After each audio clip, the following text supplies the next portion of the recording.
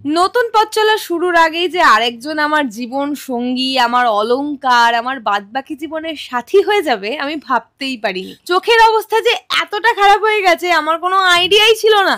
গেছিলাম আমাদের শহর কৃষ্ণনগরের লেন্স কার্টের আউটলেটে একটা সানগ্লাস পছন্দ করতে।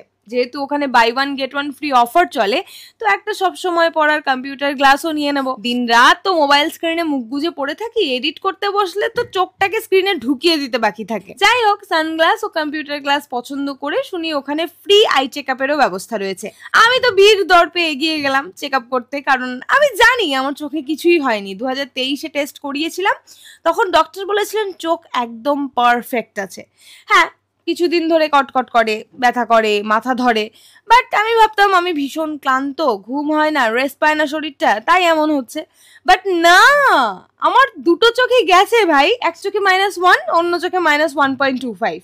তো গল্পের সারমর্ম হচ্ছে চক্ষুধন মহাধন। কেউ অবহেলা করো না। মাথা ব্যথা, চোখ কটকট এই ধরনের সিমটমস দেখলে চেক আপ করে নেওয়া ভালো। আমাদের সম্পূর্ণ দেহ মন্দিরের প্রদীপ এই দুটো চোখ। সবাই সুস্থ থেকো, আনন্দে থেকো, আর আমায় কেমন লাগছে কমেন্টে জানিও কিন্তু।